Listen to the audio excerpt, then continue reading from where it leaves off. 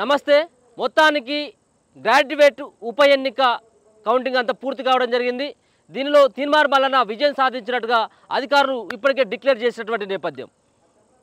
ఒక పక్కన కాంగ్రెస్ పార్టీ అభ్యర్థి తీన్మార్ మల్లన్న, మరో పక్కన బలమైనటువంటి అభ్యర్థిగానే బీఆర్ఎస్ పార్టీ రాకేష్ రెడ్డిని బరిలోకి దింపినటువంటి పరిస్థితి. ఇదే నేపథ్యంలో రాకేష్ రెడ్డికి ఖచ్చితంగా విజయం సాధించేటువంటి అవకాశం ఉన్నప్పటికీ కూడా ఎందుకు విజయం చేజారిందంటే దానికి ప్రధానమైనటువంటి కారణం మీ అందరికీ తెలిసినటువంటి విషయమే. మరోసారి రిపీట్ చేసేటువంటి ప్రయత్నం చేద్దాం.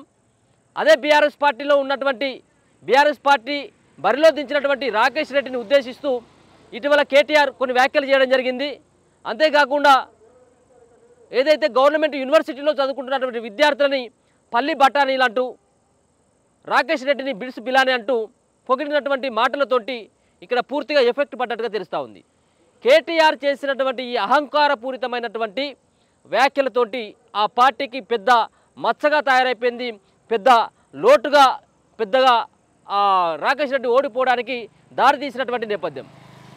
ఎందుకంటే ఒక పక్కన మల్లన్నకి ధీటుగా పాపం రాకేష్ రెడ్డి వ్యక్తిగతంగా ప్రచారం చేసుకుంటున్నటువంటి దశలో అదే వరంగల్కి వచ్చినటువంటి ప్రచారంలో భాగంగా వరంగల్కి వచ్చినటువంటి కేటీఆర్ చాలా నీచంగా, చాలా అవమానిస్తూ చదువుకుంటున్నటువంటి విద్యార్థులని ఓయూ కానీ జేఎన్టీయూ కానీ ఇట్లాంటి యూనివర్సిటీలో చదువుకుంటున్నటువంటి విద్యార్థులంతా కూడా వాళ్ళని అవమానించడం జరిగింది.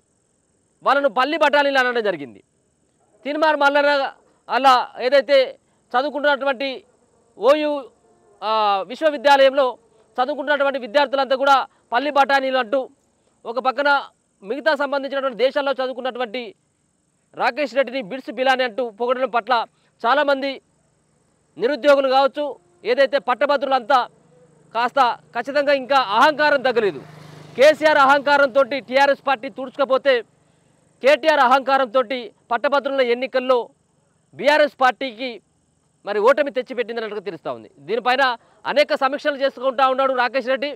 ఈ వ్యాఖ్యలని నేను ఉపసంహరిస్తాను, ఈ వ్యాఖ్యల పట్ల నేను బాధ్యత వహిస్తానని చెప్పేసి ఎన్నికల ప్రచారంలో భాగంగా అందరిని కూడా బతిలాడడం జరిగింది పాపం రాకేష్ రెడ్డి.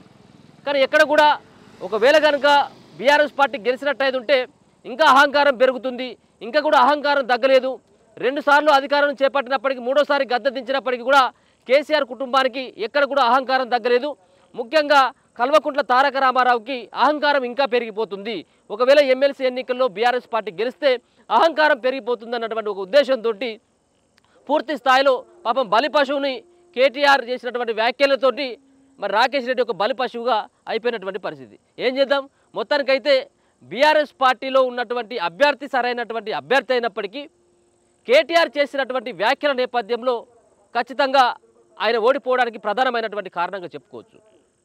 ఇంకొక పక్కన చూసుకున్నట్టయితే ఉంటే ఆయన ఏదైతే ప్రచారంలో దూసుకుపోతూ ఉన్నటువంటి వ్యక్తి, కొంత యువకుడైనటువంటి వ్యక్తి, వాక్చాతుర్యం ఉన్నటువంటి వ్యక్తే కాదనట్లేవు రాకేష్ రెడ్డిని. కానీ గెలుపు వరకు అయితే తీసుకురాలేకపోయింది. చాలా టఫ్ ఫైట్ ఇవ్వడం జరిగింది. బీఆర్ఎస్ పార్టీ ఇంతగా ఇప్పటి వరకు వచ్చింది. సెకండ్ ప్రయారిటీ ఓట్లలో భాగంగా చిట్ట చివరి వరకు వచ్చిందంటే అక్కడ పార్టీ గొప్పతనం కాదు, అక్కడ వ్యక్తి అయినటువంటి రాకేష్ రెడ్డి వ్యక్తిత్వంతో, రాకేష్ రెడ్డికి ఉన్నటువంటి ఇమేజ్తో రావడం జరిగింది, ఏదో టీఆర్ఎస్ పార్టీతో కాదు. ఒకవేళ కనుక కేటీఆర్ ఆ వ్యాఖ్యలు చేయనట్టయితే ఉంటే ఖచ్చితంగా బీఆర్ఎస్ పార్టీ అభ్యర్థికి కాస్త కలిసి వచ్చేటువంటి అంశంగానే. కేవలం మల్లన్నకి రాకేష్ రెడ్డి కనుక ఓట్ల పర్సంటేజ్ని కనుక చూసుకున్నట్టయితే ఉంటే కేవలం ఉన్నటువంటి ఓట్ల డిఫరెంట్ 10,000 ఓట్లు మాత్రమే. 10,000 ఓట్ల లోపలనే 10,000 మెజార్టీతో గెలిచినటువంటి పరిస్థితి తీన్మార్ మల్లన్నది.